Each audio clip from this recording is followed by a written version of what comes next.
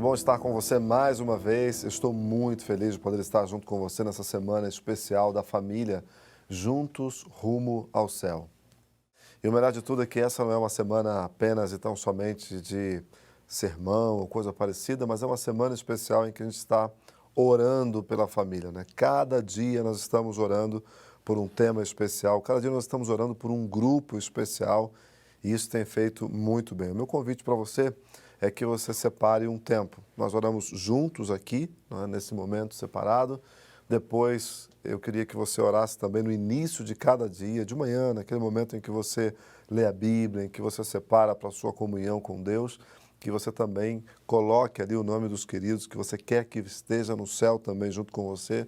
Ore também por eles. E à noite também, antes de dormir, fale com Deus, apresente as dificuldades, as lutas, apresente as pessoas que você quer que estejam com você na eternidade, tá bom? Vamos para o nosso tema de hoje, então. Vamos orar antes? Feche seus olhos e vamos pedir a presença de Deus conosco nesse instante.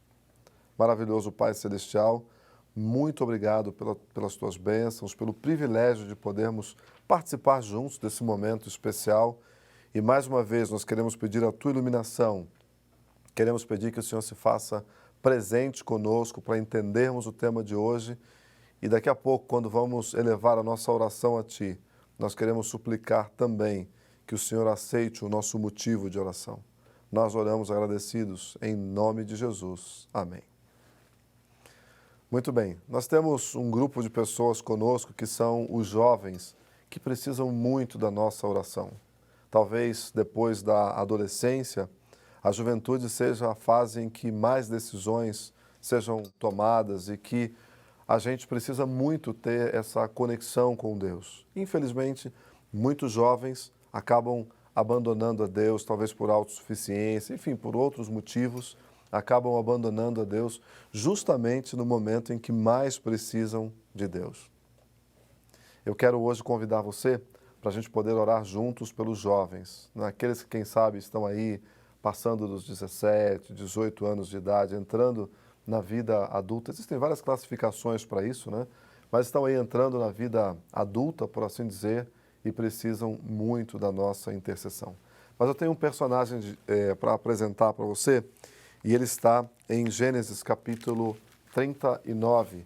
E eu quero convidar você a abrir a Bíblia e a ler comigo o que está dos versos 1 até o verso 4. Gênesis 39, 1 a 4. Diz assim: José foi levado ao Egito e Potifar, oficial de Faraó, comandante da guarda egípcio, comprou-o dos ismaelitas que os tinham levado para lá. O Senhor era com José, que veio a ser homem próspero e estava na casa do seu senhor egípcio. Vendo Potifar que o Senhor era com ele e que tudo o que ele fazia, o Senhor prosperava em suas mãos, logrou José mercê perante ele, a quem servia, e ele o pôs por mordomo de sua casa e lhe passou às mãos tudo o que tinha. Olha, aqui no capítulo 39 de Gênesis, nós estamos já vendo a chegada de José na casa de Potifar, no Egito, e aqui a gente vê que Potifar colocou tudo nas mãos desse jovem chamado José. Mas a trajetória de José, ela é marcada por passagens em diferentes lugares. Na casa do pai dele, depois no fundo do poço, na casa do Potifar, como eu acabei de ler para você aqui agora, na prisão e, por último, no trono, como governador do Egito. Se eu mencionar José na casa do pai dele, lá ele era o sonhador dos sonhos de Deus. Era aquele que sonhava e dizia para os irmãos, contava para todo mundo o sonho dele. Lá também ele era amado pelo pai, mas também era odiado pelos irmãos, talvez por essa característica, né, de sonhar e de contar também para o pai algumas coisas relacionadas com o irmão. Uma coisa interessante, em todos esses momentos, José escolheu ser fiel a Deus. Na cova, ele foi esquecido e vendido pelos irmãos, mas decidiu seguir adiante. Na casa de Potifar, ele viu prosperar a casa, mas ele decidiu também continuar fiel a Deus, rejeitando a proposta da mulher do Potifar. Você conhece bem essa história? A mulher de Potifar, vendo a prosperidade de José, quem sabe também a beleza de José, quis estar com ele intimamente e José simplesmente disse não. Na prisão, depois desse evento com a mulher de Potifar, José decidiu continuar revelando a vontade de Deus. E aí você conhece toda a história. Quando estava no trono, José escolheu perdoar e abraçar a família que o havia rejeitado. Em todos esses momentos e lugares, Deus estava com ele. Em todos esses momentos, José precisou tomar decisões muito importantes na vida dele. Sabe, eu quero dizer algo para você nesse momento. Aqueles que estão na juventude precisam tomar decisões. E essas decisões tomadas justamente na juventude terão consequências que serão sentidas para o resto da vida. São decisões que são tomadas na juventude que vão fazer com que toda a sua vida seja marcada por alegria ou tristeza. Enfim, na juventude são tomadas essas decisões. Era nas horas, falando um pouquinho sobre a juventude de Jesus Cristo, nós podemos aprender algo importante para a nossa vida também. Eu quero mencionar para você uma citação agora que para mim fala muito forte. Era nas horas de oração solitária que Jesus, em sua vida terrestre, recebia sabedoria e poder. Sigam os jovens o seu exemplo, procurando na aurora e ao crepúsculo uns momentos tranquilos para a comunhão com seu Pai Celestial.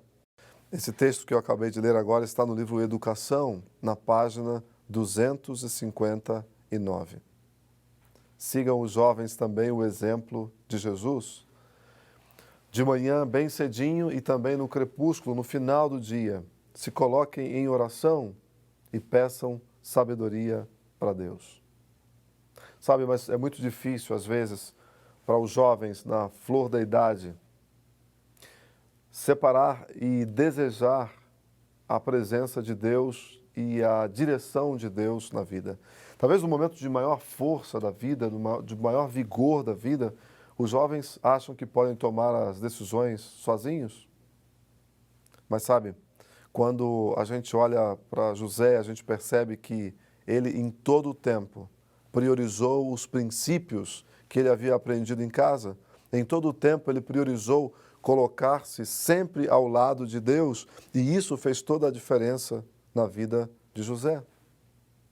Eu vou mencionar para você agora 4 dessas decisões importantes que todo jovem precisa tomar, e eu quero junto com você orar para que os nossos jovens tenham sabedoria para tomar as melhores decisões. A primeira decisão que os jovens precisam tomar e que impacta em toda a vida é a decisão de quem vai ser amigo deles. Você deve estar pensando assim, mas o que vai influenciar se eu escolho esse ou aquele como amigo? Uma das escolhas mais importantes que fazemos diz respeito aos que vão caminhar conosco, aos amigos. E na maioria das vezes, não nos propomos a fazer amigos, as amizades simplesmente se desenvolvem naturalmente à medida que passamos tempo com pessoas que gostam de coisas que nós também apreciamos, coisas em comum, e aí a gente vai então desenvolvendo essa amizade. Mas eu quero dizer algo para você. É muito bom, é essencial escolher bem quem a gente permite se aproximar da gente e de quem a gente se aproxima também. Minha mãe tinha um ditado, ela sempre dizia, me diga com quem andas e eu direi quem você é. E é bem assim. Se andamos com uma pessoa de má fama, de uma pessoa com maus costumes, provavelmente seremos influenciados a ter também esses maus costumes. Afinal de contas, nós somos seres influenciáveis. Seria bom que os amigos pudessem nos conduzir para caminhos de segurança, para caminhos onde a gente pudesse estar mais próximos de Deus. Sabe, essa sabedoria para escolher bem os amigos, ela precisa ser parte da vida dos jovens. E muitas vezes, na flor da idade, a gente não percebe as influências negativas que se aproximam da gente? Eu quero hoje orar junto com você e quero pedir a Deus junto com você. Quem sabe você está orando pelo seu filho que é jovem e sabe que ele está andando com uma má companhia e você deve estar pensando assim, pastor, o senhor não sabe o tamanho da minha preocupação. Eu quero orar junto com você hoje para que Deus ajude seu filho jovem, quem sabe você mesmo jovem, a escolher bem os seus amigos. Mas tem uma outra decisão também que é muito importante, que nós precisamos de muita sabedoria para tomar. E aqueles que estão na juventude, quem sabe aí passando dos 20 anos, já terminaram os estudos, um pouquinho mais para frente aí, também precisam de muita sabedoria, é com quem a gente vai se casar. Se um amigo deve ser selecionado com cautela, muito mais um cônjuge. Eu costumo dizer que Adão foi abençoado porque ele não precisou escolher. Deus formou a companheira dele a partir do corpo do próprio Adão. Além de ser a única, ainda era perfeita, mas a gente não tem a mesma sorte, a gente precisa escolher, a gente precisa buscar e a gente precisa pedir a orientação de Deus para poder escolher bem aquela pessoa que vai nos acompanhar o restante da vida. Felizmente, a Bíblia nos dá parâmetros de boas escolhas. Pessoas que genuinamente são cristãs e que amam profundamente a Jesus, certamente serão melhores cônjuges. E aí estão dois parâmetros interessantes, pessoas cristãs e pessoas que amem a Jesus. Antes de procurar a pessoa certa, essa é uma outra coisa que eu quero dizer para você também, seja você a pessoa certa. Jesus certa vez disse, por que vês tu o arqueiro no olho do teu irmão, porém não reparas a trave que está no teu próprio? Mateus 7,13. Sabe, eu tenho recebido muitos pedidos de mães que pedem oração pelo casamento dos filhos. A pergunta é, será que eles escolheram bem? Será que eles pediram a orientação de Deus para escolher os seus cônjuges? Então, a primeira decisão que nós precisamos tomar, e isso o fazemos na juventude, depois carregamos para toda a vida, são os amigos. Depois também precisamos tomar a decisão de com quem nos vamos casar, com quem vamos nos unir. Mas tem uma outra decisão que nós precisamos tomar, que também é muito importante e geralmente a tomamos também na juventude. É a decisão em que vamos trabalhar, de que vamos nos ocupar, como vamos ganhar a vida. Em algum momento temos que escolher o que desejamos fazer da nossa vida, em termos de carreira, em termos de emprego, de profissão. A menos que sejamos ricos ou trabalhamos em casa em tempo integral, cuidando do lar e da família, e aliás essa é a mais nobre de todas as ocupações, temos que escolher um caminho para obter o nosso sustento. Evidentemente isso faz parte de uma escolha que nós precisamos tomar. Evidentemente todos vivemos circunstâncias que podem em grande medida limitar a nossa decisão quanto a uma carreira. No entanto, seja qual for a nossa situação, podemos fazer escolhas em relação à profissão que, especificamente, no contexto da salvação em Jesus Cristo, podem acrescentar significado e propósito à nossa vida. Em resumo, o que quer que façamos, podemos fazê-lo para a honra e glória de Deus.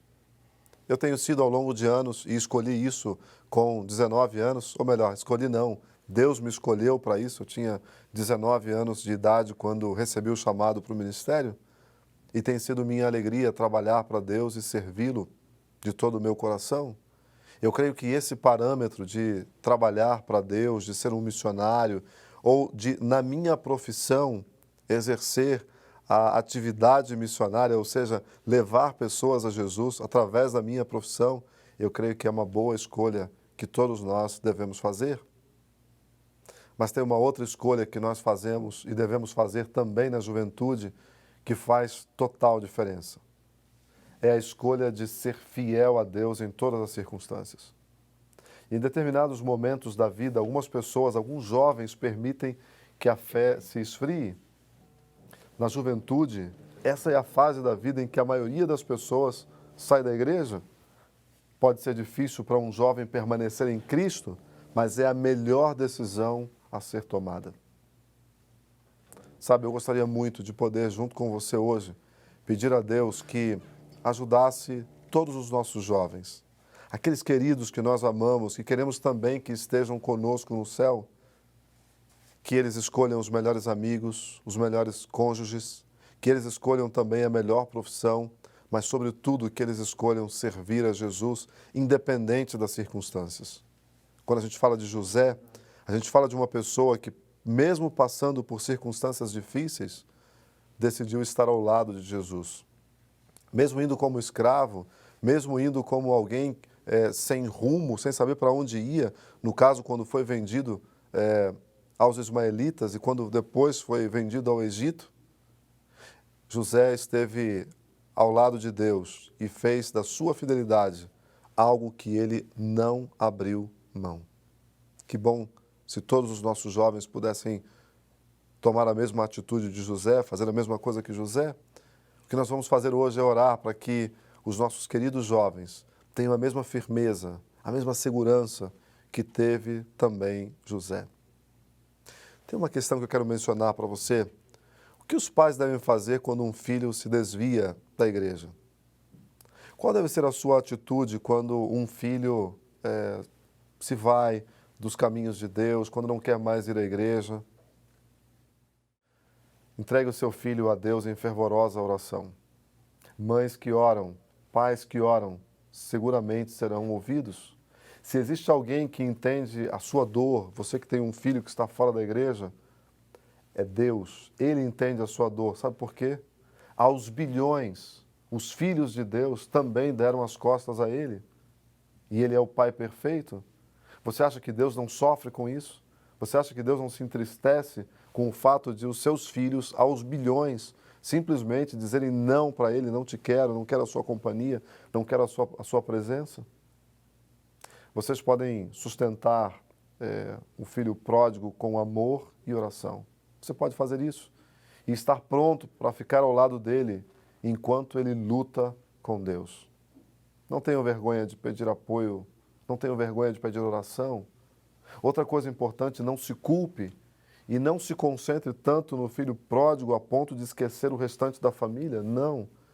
Continue orando pelo filho que se foi, pelo filho pródigo, mas continue dando atenção ao restante da família. Ser pai ou mãe de um filho pródigo pode dividir o seu lar. Portanto, construa uma frente unificada e estabeleça limites claros para o seu filho. Lembre-se de que Deus ama seu filho mais do que você o ama. Vou repetir. Deus ama o seu filho mais do que você o ama.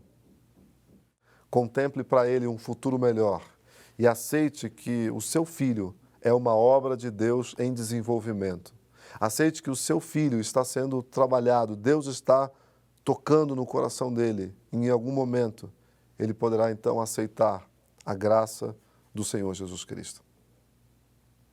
Eu quero nesse momento fazer um apelo especial. Se eu estou pregando para um jovem que foi convidado para assistir esse sermão essa noite, está afastado do Senhor Jesus Cristo, sabe que está fazendo algo que não deveria fazer, sabe que está andando por caminhos tortuosos, sabe que está cometendo atos que que se voltarão contra você mesmo. Eu quero convidar você para voltar para Jesus.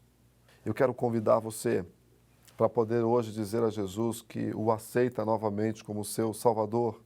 Sabe por quê? Somente em Jesus você estará seguro.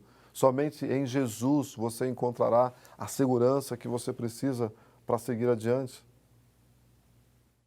E se eu estou falando nesse momento para um pai, uma mãe que viu o seu filho sair da igreja e ir para longe de Jesus, eu quero convidar você a começar, junto comigo, uma campanha contínua de oração pelo seu filho. Quando eles amadurecerem mais tarde, conte a eles que você esteve orando por eles, que você está orando por eles, e eles agradecerão a você por você ter colocado a vida deles nas mãos de Deus. Eu também sou fruto das orações da minha mãe. Ela orou muitas vezes por mim e ora por mim até hoje. Pai, mãe, não desista do seu filho. Deus vai atender a sua oração. Eu quero convidar você a orar comigo nesse momento. Vamos orar pelos jovens? Podemos convidar os jovens para receber essa oração especial nesse momento?